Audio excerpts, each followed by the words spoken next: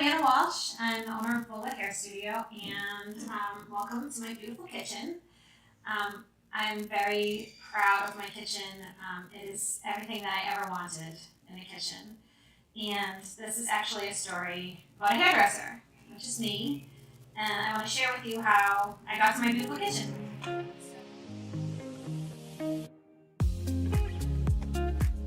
So, when I was in high school, I loved to do hair. I love to do hair because I have really difficult hair. And when you're in high school and your hair is this big, and it's challenging, you know what I'm saying? So I had to do a lot of work to learn how to make my hair look halfway normal. I went to college first, and I didn't like it. I didn't like corporate America. I didn't like sitting in a cube. I don't know if there's still cubes, but at that point there was cubes, and they were gray, and socializing wasn't really a thing, and you just did the same thing. And I felt like a cog in a wheel, and so I went to hairdressing school, and I was like 27, and I went to a postgraduate program there, and I was in school with all the undergraduates that were, it's a vocational school, so they take regular academic classes and they take vocational classes. So I was a postgraduate, so I was only doing cosmetology, but I just loved every single second of cosmetology school. You figure after 4 years of going to college, I loved it. And everything, pin curls, finger waves, manicures. I just thought it was the greatest thing ever. I really felt like I made a good choice. And at the time, I took a job at a salon that I loved nearby. And while I was getting my license, I worked at the front desk. And back then, this was minimum wage. This was $7.50 an hour. That's it. And then I worked a second job. I waitressed and bartended forever. And I love that job too. I really loved that job too. So graduated, and I did the natural transition, which was change from receptionist over to assistant. Still $7.50 an hour. And I didn't live at home with my parents. At this point, I had an apartment with a friend. So I had my apartment and my car, whatever, all your bills, your electric, your insurance, all that stuff. And I didn't care. I didn't care that all my friends were off on their amazing careers in finance or accounting or marketing or whatever. I went to Bentley, I went to a business school, so they were going on their careers, and I was so happy. I didn't care if I was the girl sweeping the floors. So I studied and I learned, and because I loved being there so much, as many of you may love hairdressing like I do, a lot of hairdressers are so passionate about hair. Unfortunately, only 5% of us, 5% of hairdressers that enter cosmetology school become successful hairdressers. It looks easy. It's actually not that easy. It requires everything you've got. It requires not only your technical skill, and it requires your creativity and your eye for design. It requires somewhat outgoing personality. You're a therapist, you're an entertainer, you're a storyteller, you're a shoulder to cry on or somebody to laugh with. And in the meantime, by the way, you have to create this beautiful result at the same time, which is actually the most important thing, is the beautiful result that you're creating, because we're instilling confidence and happiness and courage and sexiness and whatever the case may be for that person, you know, that's what we're creating for them. So while we're doing all of these things, we also have to do hair, and that's really hard. Getting your hands to do what you need them to do, getting your eyes to do what you need to do, learning about the law of color and formulations and your color line and keratin treatments and perms and all the things that people want to do to make themselves look and feel more beautiful, happy, whatever, we're learning to do. So at $7.50 for a long time, that's what I did. First one in, last one out. At every education, I loved everything. All I did was study it. I would study it on the street. I would study it on TV. I loved it. For me, I was a little bit shy, and I had to learn things. I had to learn how to talk to people. I had to learn that I needed to know a little bit about maybe all sorts of things. Like if I had a male client in my chair, I needed to know a little bit about sports. or a little bit about some current event so I could find a common ground with them because there's a chemistry when you meet your client, and I think it's important as a hairdresser sometimes to be a chameleon. So you read the room, so to speak. So you read body language and you try to decipher what it is that you can give to this client. I liked to do that because what was most important for me was to make this person happy. So whether this was like my type of person or someone I totally identified with didn't really matter. I would try to be somebody that they might find common ground with. So even though I was a young stylist and I may have been working on an older gentleman or something like that, like I would find common ground between us, and I think that makes it more comfortable for them, and it also makes it easier for me to communicate and do my work because the more information I can get out of them, the better I can make the hair look. So I assisted, and I went through the assistant program really fast because I worked really hard. Practiced on mannequins, I practiced on people, like I did everybody. I would go to like holidays with like my scissors and my combs, and like my mother would want to kill me because I'd be doing hair like all of Christmas, but I just loved it so much. I actually don't do that at all anymore. I never bring my scissors out of the salon. I only do hair in the salon now, but at the time I just wanted every piece of it. So what I want to share with you through my process is that I always had a good mindset. I wanted to do it. I love to do it. So working extra or doing the additional things, even though I maybe wasn't making as much as I wanted to make, I knew I was on a journey to where I wanted to go. So very quickly, I went through the assistant program very quickly, something that usually takes maybe like 1.5 to 2 years. I kind of went through in like 9 months.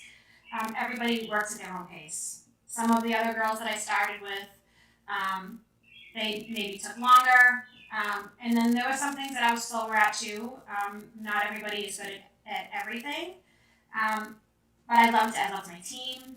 I loved collaborating. I loved being with a group of people.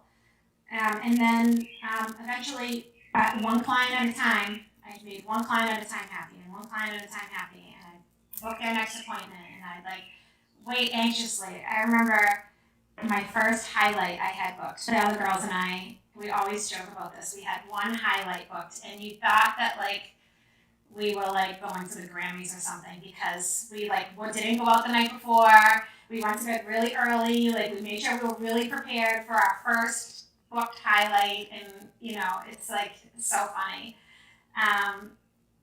But so that's how I got to it, and then I became very busy, and then I had 2 columns of clients and 2 assistants, and I was going like crazy, and I actually really loved that. I love the chaos of a busy Saturday when you barely know your name, but the day is so fun and you're making people happy and everything else. I stayed at that salon for over 12 years, and I met amazing people. I got amazing experience, and I learned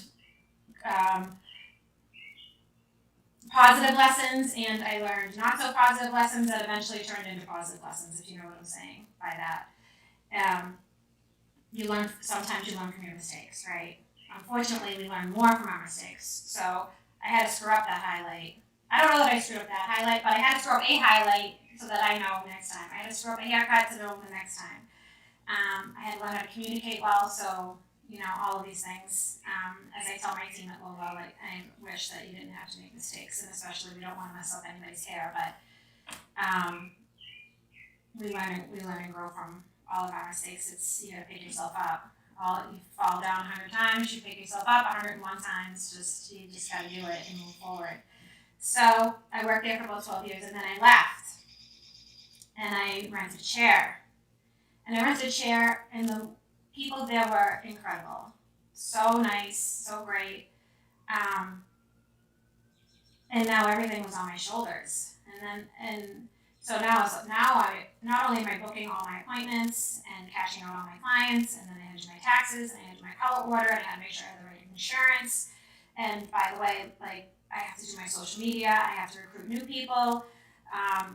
I didn't have an assistant. It gets crazy, and it's a ton of work and super exhausting. But the thing that I missed the most was being in around other people that had the same mindset that I did.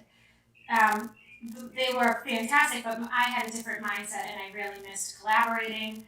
I really missed team meetings. I missed team functions. I missed the whole vibe of being in a culture where like you're working together, as in instead of working separately.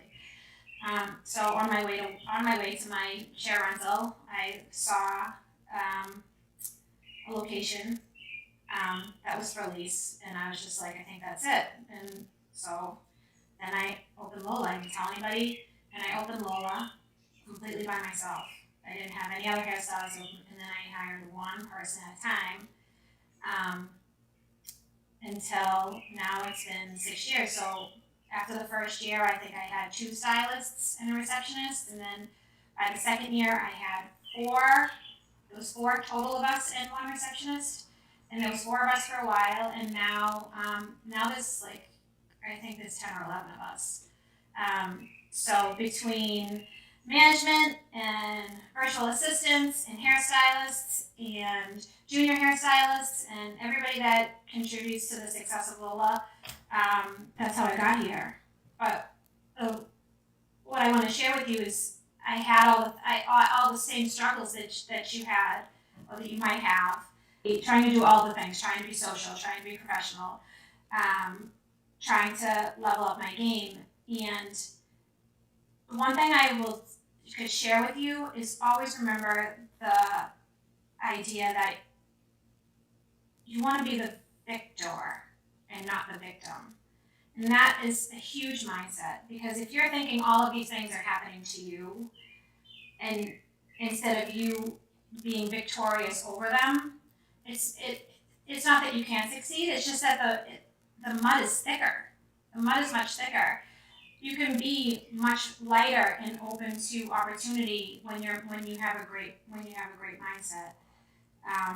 And I feel like that's been one of my biggest things, and also my love for the whole hair industry, from sweeping the floor to ordering the color to doing the technical work to having the empowerment meetings and the one-on-one meetings to planning to open a new space. I really, really love all of it. Most of all, the enjoyment of being with a team of people that want the same things that I want. And that is really what drives me, because I worked so hard to get the kitchen that I really, really wanted, with all the things that I wanted. I never dreamed in a million years it would be this beautiful. I made $7.50 an hour. I had at least 2 to 3 roommates, various roommates, all kinds of drama and madness and everything else that happens, when you go through it. But I kept on, and I kept grinding it out, and I kept trying to level up. And the 100 times I fell, I got up the 101st time. So that's why I'm very proud of my kitchen, and I like to share with you, because you can have your beautiful kitchen, or your whatever dream thing that you have, your dream backyard, or your dream game room, or whatever the case may be. You can have any of those things. You just have to get up. You just have to keep getting up and keep trying, and don't worry about being the first one in, the last one out. Don't absorb every piece of education that you can. Study hair in all kinds of ways. Beauty is everywhere. Beauty is absolutely everywhere. I mean, you can look at it even in nature and transform that into your haircuts. There's so many beautiful things to do with hairdressing, and I'm very grateful that I've been able to do what I've loved for so long. And I hope that maybe this helps you to get whatever it is that you want to get out of hairdressing. So thanks for listening.